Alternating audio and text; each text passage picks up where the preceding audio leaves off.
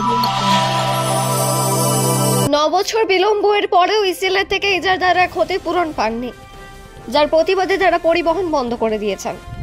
দুর্গাপুর ফরিদপুর ব্লকের 327 নম্বর প্লটে মাধাইপুর খোলা খনির জন্য 2016 সালে 88 একর জমি নেওয়া হয়েছিল, কিন্তু অভিযোগ করছে যে বর্তমানে 327 নম্বর প্লটে 114 একর জমিতে ইসিএল কাজ করছে।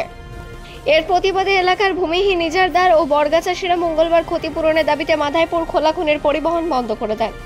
স্থানীয় মহিলা ও পুরুষেরা আজ সকাল 9টা থেকে খনির পরিবহন বন্ধ করে বিক্ষোভ করে।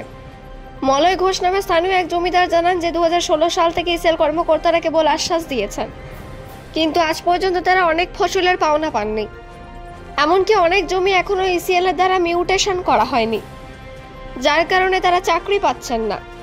তিনি বলেন, ইসিএল এর পরিবহন যানবাহন চলাচলের জন্য তার জমিতে একটি রাস্তা তৈরি করা হয়েছে, কিন্তু তাকে কোনো ক্ষতিপূরণ দেওয়া হয়নি।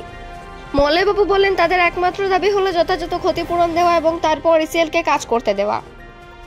অন্যদিকে তৃণমূল গোগলা এলাকার সভাপতি গৌতম ঘোষ বলেন, এলাকায় অনেক কৃষক এবং ইজারাদার কৃষক আছেন যারা এখনো ইসিএল এর যথাযথ ক্ষতিপূরণ পাননি, আর সেই কারণে তারা আজ আন্দোলন শুরু করেছেন।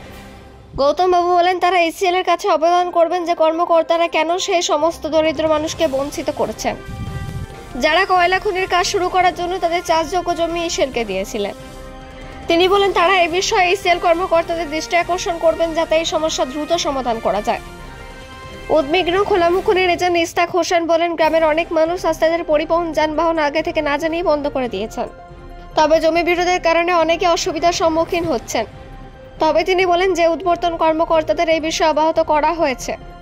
এই সমস্যা সমাধানের প্রক্রিয়া চলছে। অবশেষে ইসিএল কর্মকর্তাদের আশ্বাসের পর বিক্ষোভকারীরা দুপুর 1:45 মিনিটে বিক্ষোভ শেষ করেন। লাউদু হতে কাজিত মিস্টার রিপোর্ট নিউজে।